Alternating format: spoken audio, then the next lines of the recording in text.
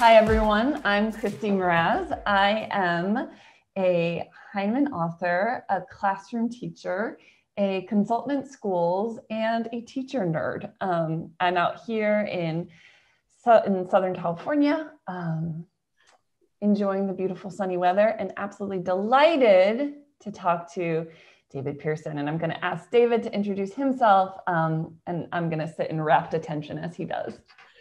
Sure. Thanks so much, Christy. My name is David Pearson. I'm a retired faculty member at the University of California at Berkeley. I've been in the field of reading a long time, 54 years if you count my time as a classroom teacher in Porterville, California. And I'm here in Berkeley. So this is a California day for this entire effort. And I'm thrilled to be interacting with Christy about matters of import to teachers all over the country and the world, really, and how we teach reading, especially to our youngest learners. So we'll only make surfing metaphors. David, I'm so excited to be talking with you because I know you through your writing. So it's like a little bit of like a super fan moment to be like, I know this name from fancy publications. So I'm just really excited to be talking with you. And if it's okay, I just wanted to use this opportunity to be like a representative of teachers and people who work with teachers to just better understand how we can better serve our children as human beings, as readers, as, you know, dynamic, unique individuals. So if you wouldn't mind, I have a few questions for you. Is it okay if Sure, I'm happy to engage as long as I get an opportunity to ask questions back at you, Christy. You are more than welcome to. And if I don't know the answer, I'll just make a joke. Okay. That's how I've made it through life this far. David, the first thing I wanted to start with was just talking about generally, one of the things that often happens as teachers and in reading in particular, it feels like new information or newer information comes along. And I'm the type of person that I read something and my first thought is, oh my gosh, I've been doing it all wrong. I should probably quit and get a job where I can do less harm to children. Maybe I should look into like zookeeping, right? And I know that in the wave of information that's come along around the importance of phonics and phonemic awareness and mapping, I've started to think, have I been teaching reading wrong all this time? And so I just wanted to get your bird's eye perspective on that, around how do I look at what feels like, it's not necessarily newer research, but research that has sort of come to the forefront at this time. What do I do with that as a human being and as a teacher? Well, I think a good place to start is to remember how all people learn new things, including 4-year-olds and 24-year-olds and 44 and 84-year-olds. And that is, we learn what's new in terms of what we already know. So I'm thrilled to know that you're reading about new things. And I'm thrilled to know that when you read about new things, your ideas get challenged. That's good for us. Our ideas should be challenged. That's how we make progress. But we always have to learn what's new in terms of what we already know. So the challenge isn't to throw the baby out with the bathwater. The challenge is to figure out how to have, if you will, two babies in the bathwater and learn how they can both get clean in that bathtub, to extend a horrible analogy. I'm on board with it. I'm not going to lie, fully on board with this bathtub so far. but just because you learn something new doesn't mean it has to completely overthrow what you already know. And secondly, I'm a strong believer, even as a researcher, and I'm a data person all the way. I love evidence. I think when we have evidence to make decisions, we're likely to make better decisions, just like in the days of COVID that we're in the middle of right now as we make this recording. So I'm a big believer in evidence, but I also am also a big believer in trusting the wisdom of practice. I've learned so much by being a teacher and by hanging out in the classrooms of many teachers all over the country. And I'm amazed at the degree to which teachers' experiential intuitions, and they're not just intuitions, they're experiential intuitions. That means they're grounded in what they see and interact with in their classrooms. I'm always amazed at the degree of congruence between research and teachers' intuitions about what works in their particular setting. So I don't think that new things are necessarily going to overthrow all of the practices that we've engaged in. I think the problem is what happens to that new information. When a new idea comes out, it almost always comes packaged as the solution, the single quick fix that's going to change all achievement around the country, and suddenly every 6-year-old kid is going to learn to read in 3 months. That's seldom the case. Quick fixes, single note practices, and simple prescriptions seldom work, because that ain't the way the classroom works. Classrooms are complex places. There's lots of stuff going on, lots of things to attend to, not only teaching phonics, but how do you get the kids to understand the words on the page? What do you do about vocabulary growth? How do you make sure they're fluent readers? All of those things are part of that classroom, and it's complex, and a simple prescription is not going to solve the problem. It actually reminds me sometimes what happens with like wellness fads, where like all of a sudden it's like, well, if you just use CBD, like you're going to be fixed, or eat a plum every day, or like 11 almonds before your lunch, right? Where it can feel like, well, I think, it's human nature for all of us. I think, we all want to do right by kids, right? And we all want to be helping them, learn to all the things that, they need to be successful in the world. It's so easy when something comes along to like say like, well, to throw yourself behind it. But this idea you're saying of like, A, don't forget everything up to this point, and B, like you have to integrate it, keep the other baby in the bathwater. I know you don't love that analogy, but I actually think I'm going to beat it to death now. So you're going to now be known as David Pearson, 2 babies. I can just see the title of the next article is 15 babies in the bathtub. It's so hard to do. Is that like this question might be honest, but is that like a facet of human nature that's really hard to hold two things to be true at the same time? Like, it's like, we have so much of an or mentality, right? And it happens a lot in schools where it goes from like, here's the new thing, as opposed to the yes and mentality. Yes, yeah. And that's right. But my thing is, it's not either or, it's both and. Usually that's the right stance to take. And we see it in COVID.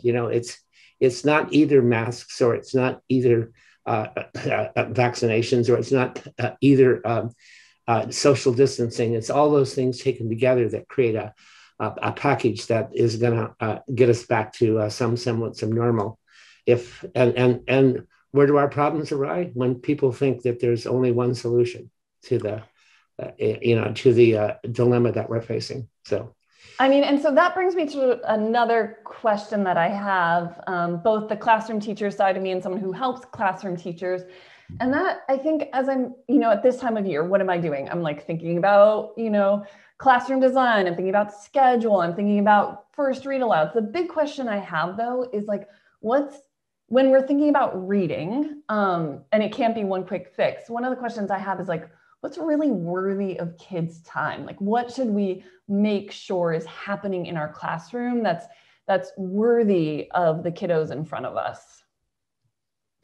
Well, I'm glad you brought that up about how we ask kids to spend their time.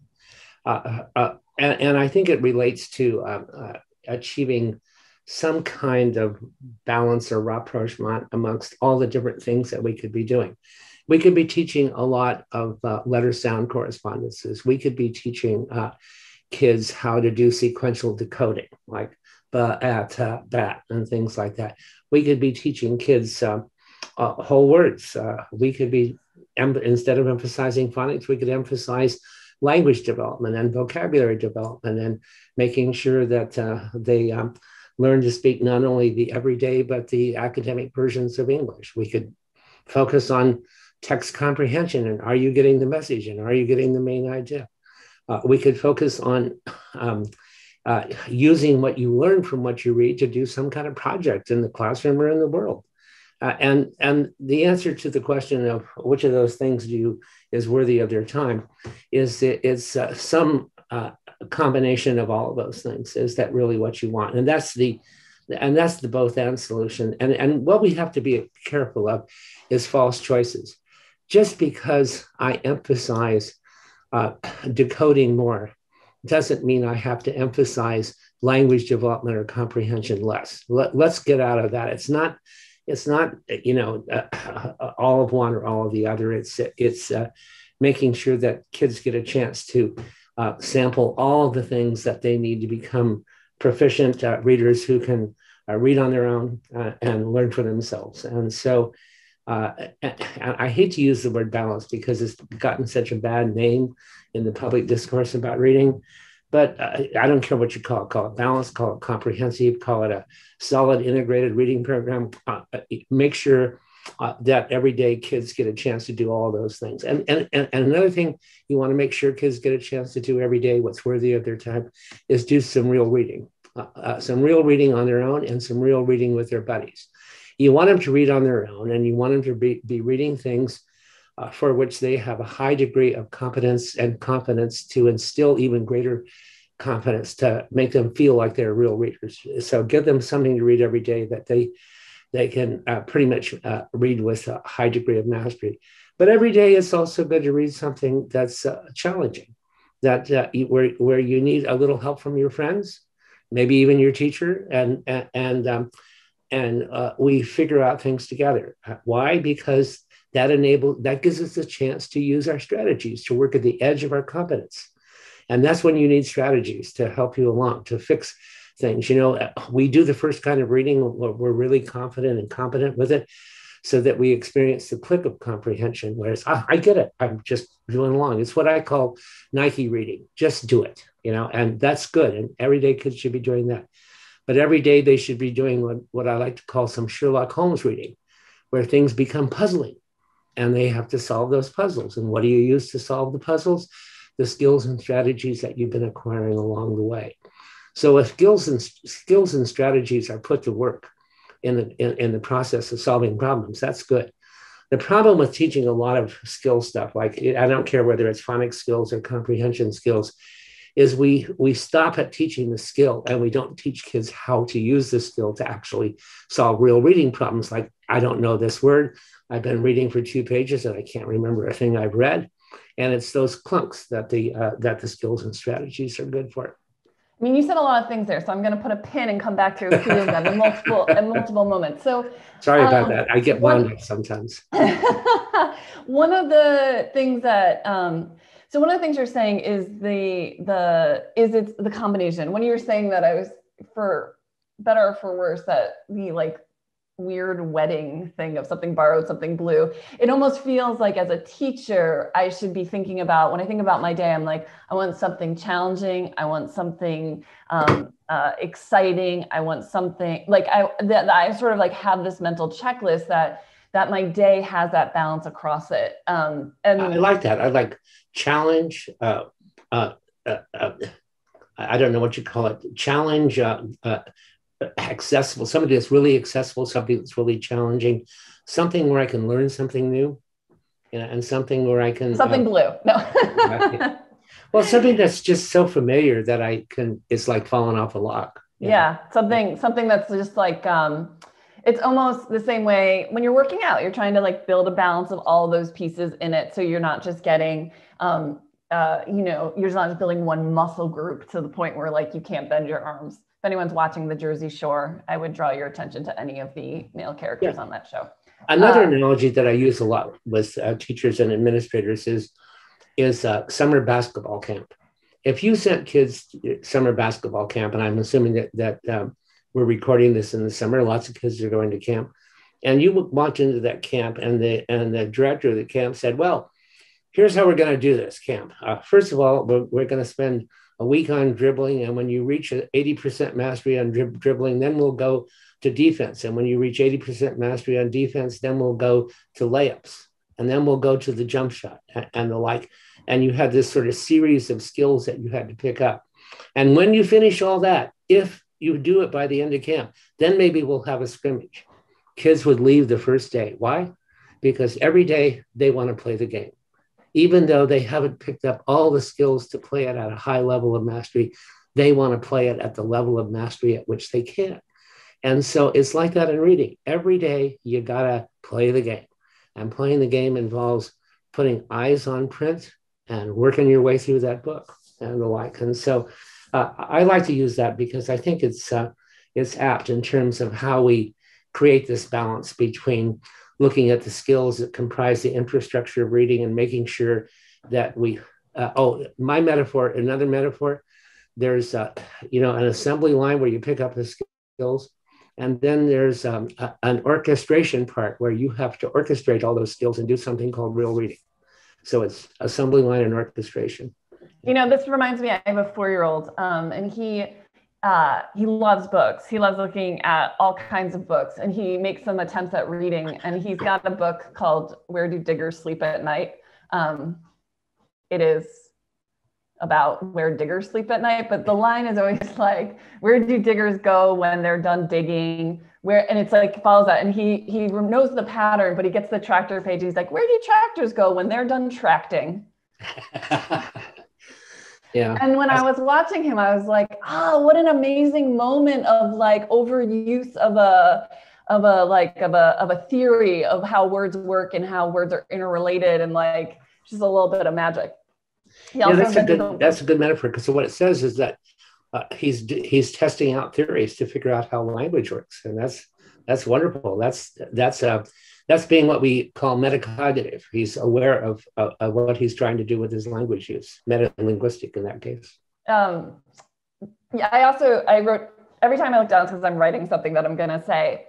Well, one thing David Pearson says is, and one of the things I just wrote down is that skills comprise the infrastructure of reading. I just had like a vision of a building and how there's so many hidden processes in a building, the plumbing, the electricity, they all need to be working, right, to have that building in place. But that was just that metaphor, because I'm a very visual person, and it just was like, that's a great, I want to like say that. The other thing you said that I just want to come back to is this concept of false choices.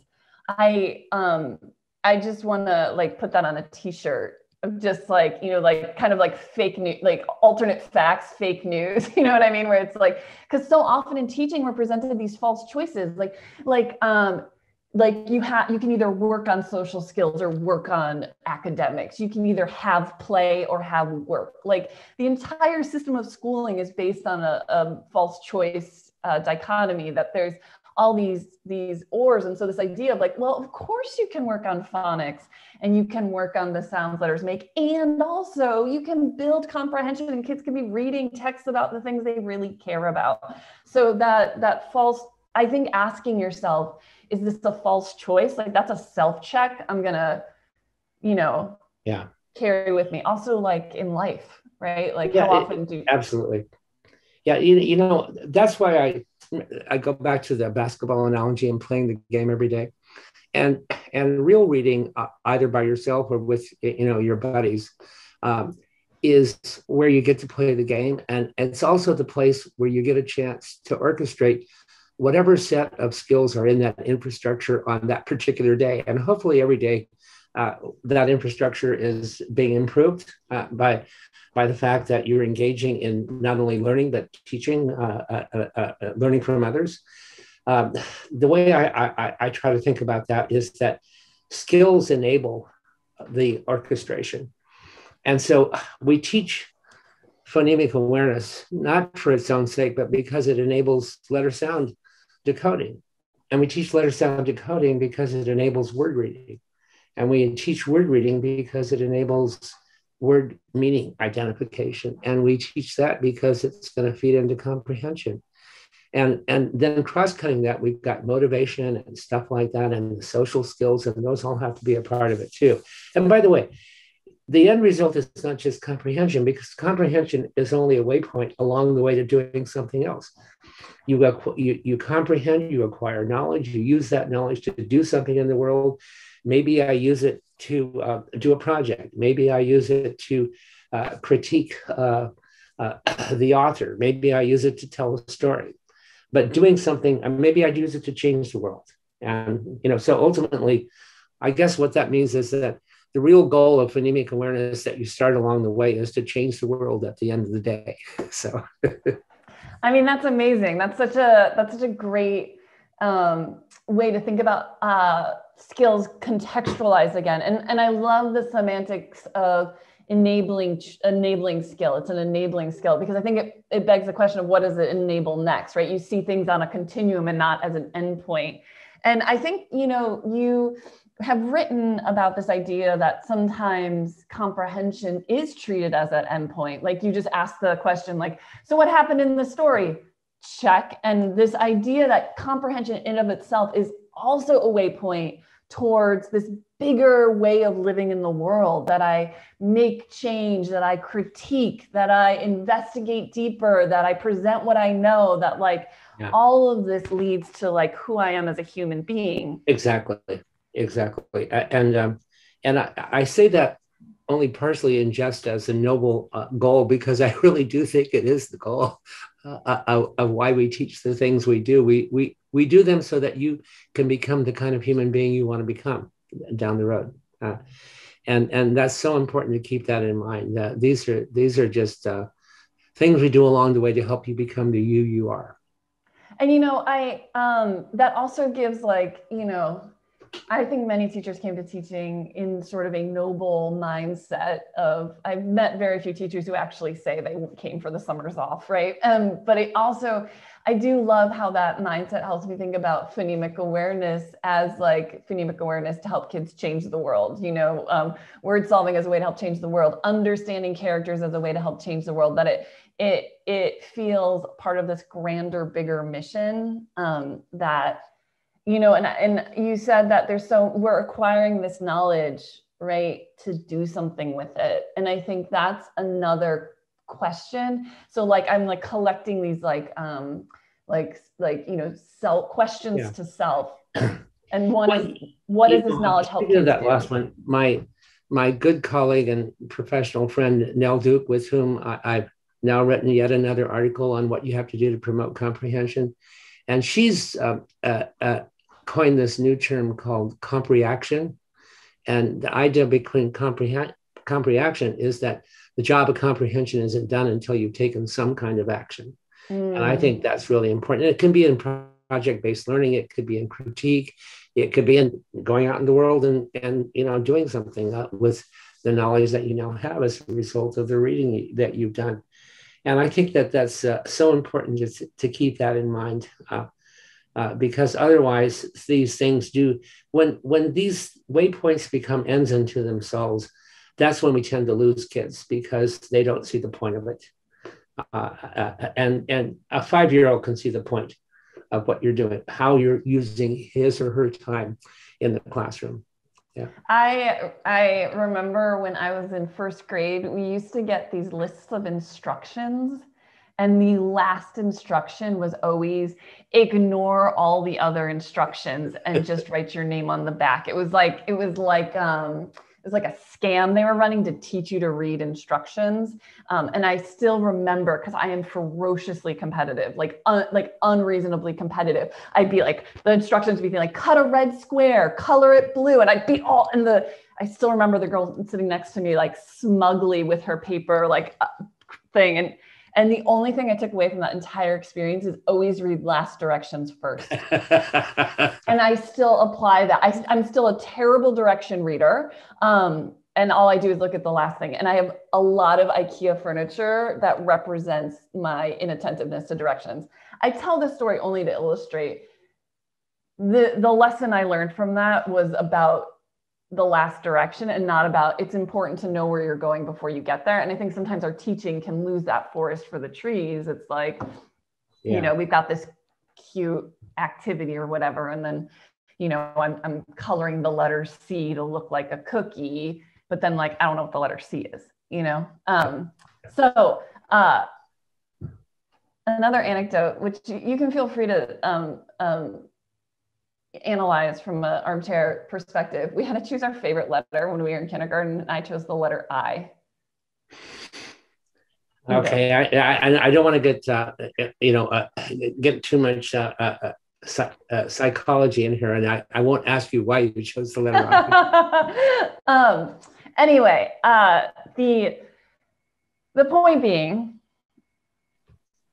so much of teaching can be derailed by cuteness and activities, and there's nothing wrong necessarily with having like fun things, but of course I love when kids are playing, but I think that what's anchoring me in this conversation is it's every motion we take is bringing to a bigger, bolder version of what it means to be a human being. And that's what schools are fundamentally about. And in conversations around mapping and phonics, no one's saying don't do it, but do it within this grander scheme of understanding that mapping can turn into reading the last direction first, right? It's like you use it because it enables you to do something else, which enables you, which leads us to that bigger point of what do you do in the world. Right. And the other thing about all this is I just want to remind us of the basketball analogy again, and that is every day play the game, because playing the game is really the point of being a human being, and playing the game of human interaction and activity, interaction with the world, interaction with your peers, interaction with the ideas that are floating around everywhere you look. Those have to be done every day, so that we learn how to use the bits and pieces that sometimes constitute way too much of our curriculum. And so, but it's only in the context of use and application that those things become, that the value of those pieces become apparent. I actually want to tug you down a slightly different path, if I can grab your hand and wander deeper into the woods. And that is one of the things that I know you write about, and one of the things that I think a lot is from an early childhood perspective is language, and language's connection to reading and to understanding and navigating the world. And I was wondering if you would talk just a bit about, talking in the classroom, language in the classroom, and how as teachers we can be like leveraging that or thinking about that or talking about that. Oh, absolutely. If you think about it, talk is the vehicle that animates everything we do, including reading. And I can't imagine a world of learning to read that isn't surrounded and supported by talk. Talk before we read, talk after we read, where we get together with a group of our friends and talk about what the story really meant or what ideas were really in that informational piece and the like, and talk along the way. So when we're deconstructing a piece and trying to figure out what the author is really up to and trying to get us to think or do and the like. So talk is involved in orientation to reading. Talk is involved in looking at the fruits of our reading, and talk is involved in getting inside a text and deconstructing it to figure out what the author is doing and how the author is trying to do it.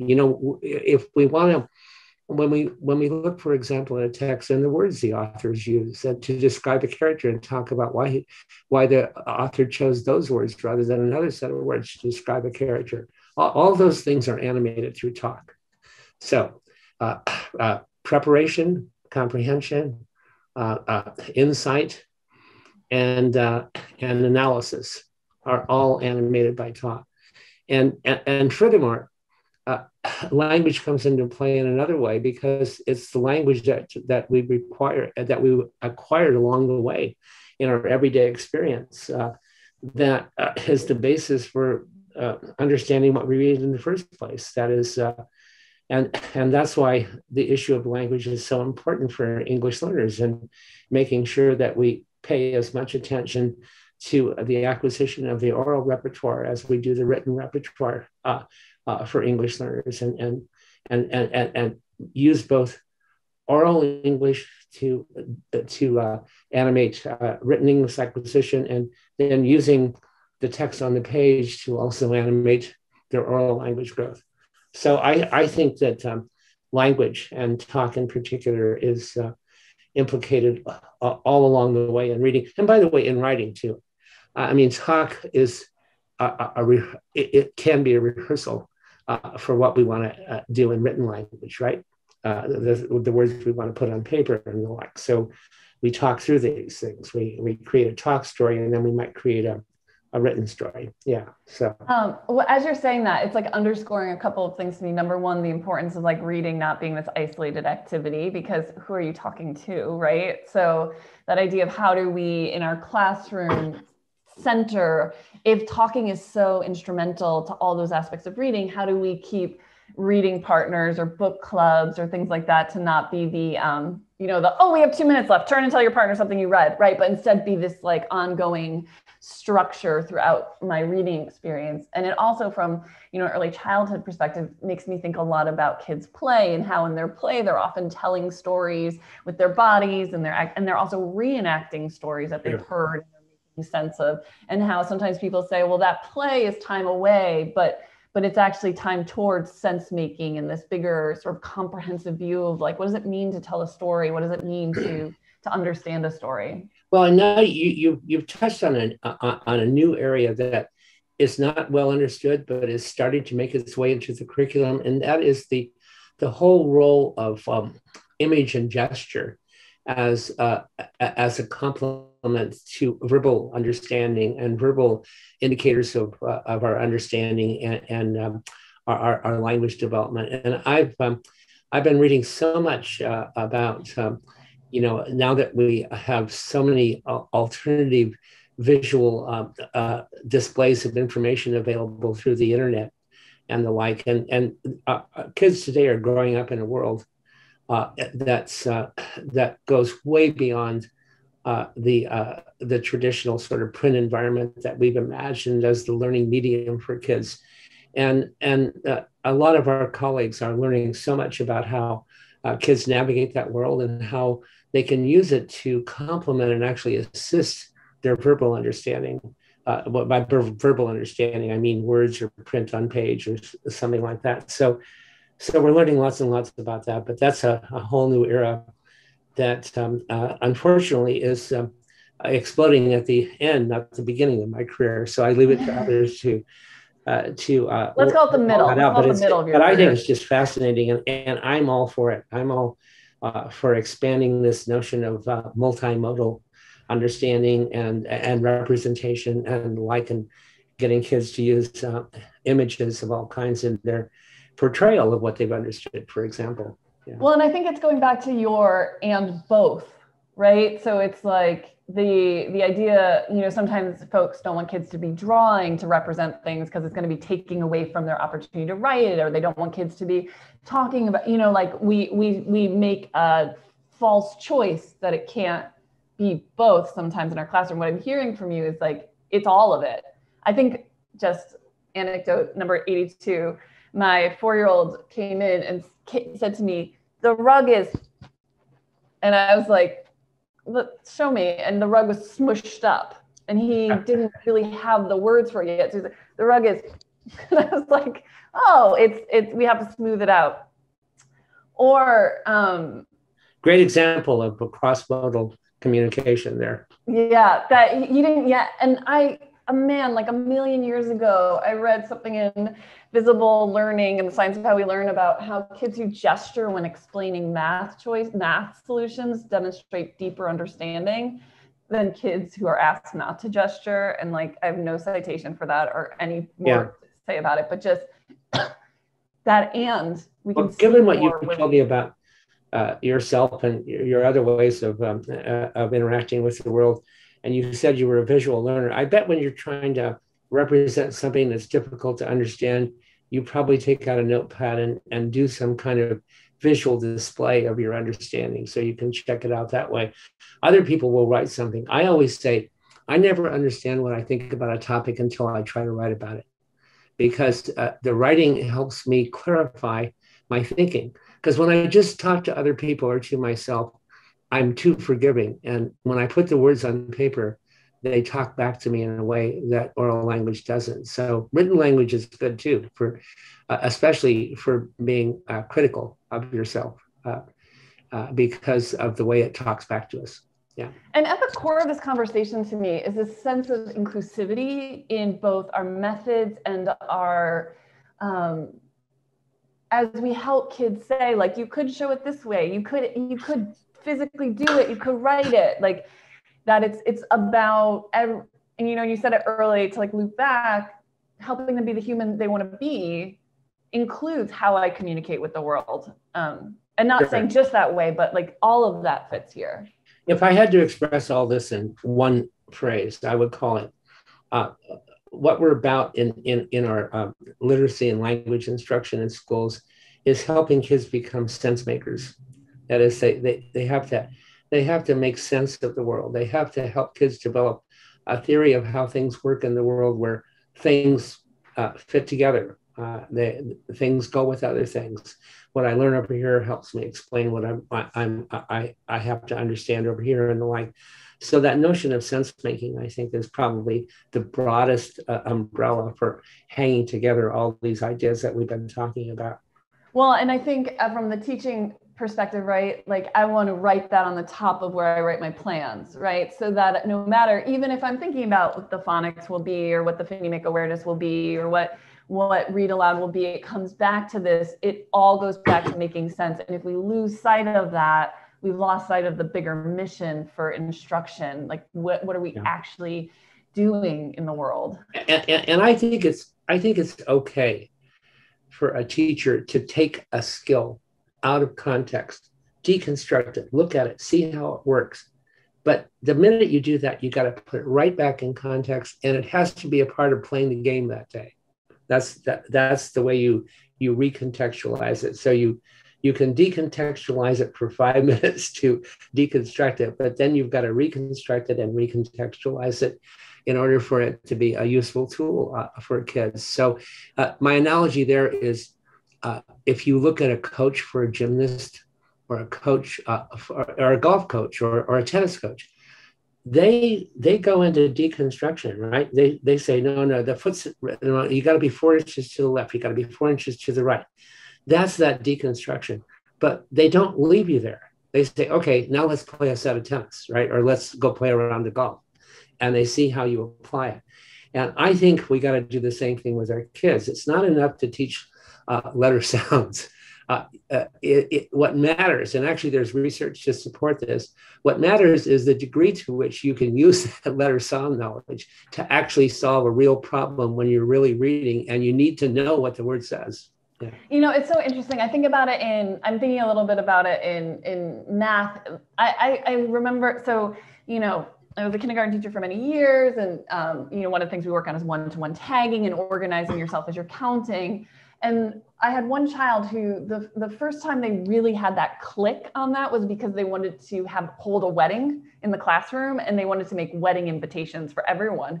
And for the first time, I saw their need for one-to-one tagging really drive. So when we talked about how to like organize their wedding invitations, by the way, the wedding was in hell. There was a big drama. So the cake wasn't made. Someone went to eat. It was a whole thing. But we did get the one-to-one. That was the relevant moment where we could take pause, pull out, say, this is one way you could count your invitations and keep them organized, right? So that's making me really think about that decontextualized, contextualized dance. I love that sporting analogy. And if I'm going to put it in real time for myself as a teacher, my kids are super on about, you know, we saw a window washer once. Could you have a more New York City experience? Someone dropped down and was washing the windows in our building. We get super interested in window washing. We decide we're going to read a little bit about it, but we're going to first figure out how to, pull that word window. How does that word work? Let's read it. Let's use our phonics to figure out that word window. Now let's put it back and read about it, right? Or my kids are super into, space or dinosaurs. We're showing kids your phonics help you figure out about the things you love, not your phonics just help you figure out any word, but the words you love and care about. There's a guy named David Sher who's a psychologist in Israel, and he talks about phonics as a self-teaching system. That is the reason we teach kids about how words are put together and the like, is so that when they come across words they've never seen before, they can use that capacity to deconstruct and reconstruct to figure out what the word says, and then see if they have a match for it in their oral language and the like. And of course, they have to use their knowledge of oral language and how words really work. They can't just rely on phonics. They also have to rely on um, uh, like semantic networks. Like, oh, I said calibrate, but I haven't heard a word like that. But I have heard the word calibrate before, and this is especially important for big words.